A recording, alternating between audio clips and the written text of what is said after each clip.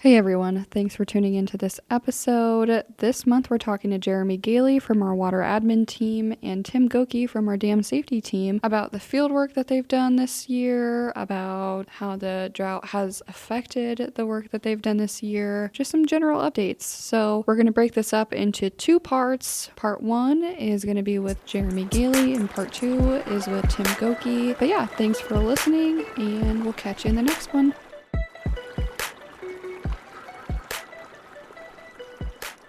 Hi everyone, welcome to another episode of Around the Water Cooler with any DNR. Today it's me, Devin. And Alexa, hi. And today we have Jeremy Gehle from our water admin team. Just coming to speak with us real quick about water admin activities for the year of 2023. I guess to get started, we've had quite the drought this year, and because of that drought, field offices may have been very busy. What did a typical day for field office staff look like? So when our guys get to the office every morning, we take a look at all the data that we have available for us. So we'll pull up our computer and look to see if there's any precipitation forecast. But probably the most important thing that we look at is our stream gauging website to see how much water is at each location. We're looking for different triggers to be met. We're looking at our gauges to make sure that they've been measured recently, that there's not a shift that needs to be made or go make a measurement. After we do that assessment, we kind of just head out in all the directions that we need to and do what needs to be done for the day. But every day is a new day. You never know where a little rain shower is going to hit, where someone's going to call for administration. So we just take it day by day in the summertime and hope for the best, basically. Yeah, so to reiterate kind of what you're saying, so like if there was a major rain event in an area that was experiencing severe drought, that could potentially change how much water administration you do in that area. Oh, for sure. Right? So if for instance, we have a closure where we've issued closing notices in one of those basins, and if we get a great big amount of rain, we have to go and verify that what we think is there is actually there. So we'll go out and measure flood water if that's the case, or even if it's just enough water to put us over the, using air quotes here, over the hump where the junior or the calling irrigator is satisfied.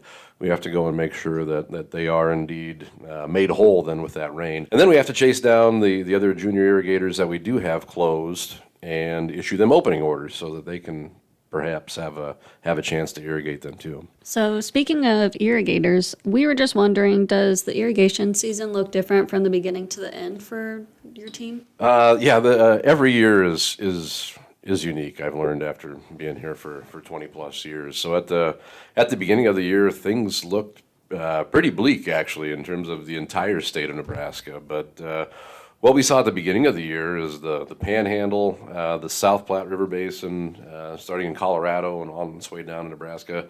They actually ended up getting exceptional amounts of rain for the year. They were 150% to 200% of average for the entire year. And much to the extent that in western Nebraska, we didn't have quite the water administration levels of activities that we expected. Conversely, on the other side of the state, it looked bleak at the beginning of the year, and it stayed pretty bleak at the end of the year. So like our Little Blue River Basin was probably the hardest hit of all the basins across Nebraska. So we began water administration in the Little Blue earlier than we ever had before. So we first issued closing notices for the Little Blue River Basin on June 13th. And outside of a couple different weeks where we had rain events that went through there, we were closed from June 13th basically to the end of August, which is the whole irrigation season. The Little Blue River Basin was a little bit better off. We were able to open a little bit more frequently throughout the irrigation season there. Then in the other portions of the state, we had the Loup River Basin, kind of centered around Ord, and the Elkhorn River Basin, along the Missouri up by Norfolk, for instance. Despite being in terrible drought conditions, we didn't issue closing orders for any junior appropriators there until the end of August for Nebraska Game and Parks Commission's in-stream flow appropriations along the Platte River. So now that irrigation season is over, what are conditions looking like now? I see that you've prepared kind of a little bit of an update for us. Can you just kind of give us a status update? Yeah, Yeah, so, and I mentioned before the levels of precipitation out west, and we're still in a drought,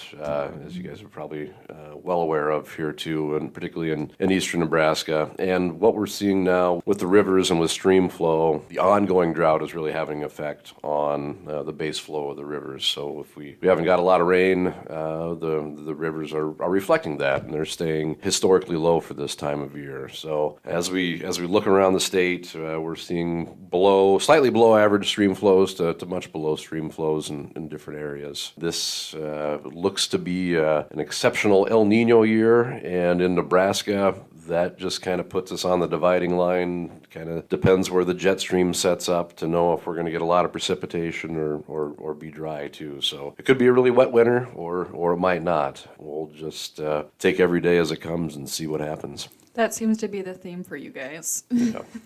We have to be flexible. So since you said that the irrigation season in your year basically varies all the time, are you doing anything to prepare for next year? Yep. No, we're definitely like the ants rather than the grasshoppers. We have to prepare for the worst every year. So we're gearing up to do field investigations and adjudications throughout the wintertime here. But as we prepare for next water administration season, we just make sure that all of our contacts are up to date, all of our maps are up to date, all of our equipment in the field, anything that's nearing its end of life before it does fail, we go out and make replacements and repairs on those before anything bad does happen when we absolutely need that data in the summertime. So yeah, I guess you could say everything that we do outside of irrigation season is in preparation for next irrigation season. Awesome. Thanks.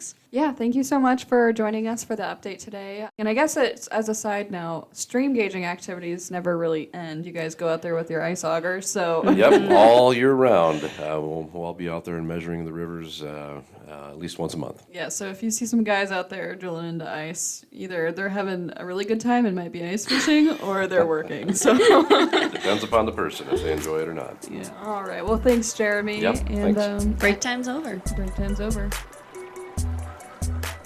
Thanks for joining us for this general update from our water admin team and division head, Jeremy Gehle. Tune into part 2 of this episode to get a status update from Tim Gokie. Thanks.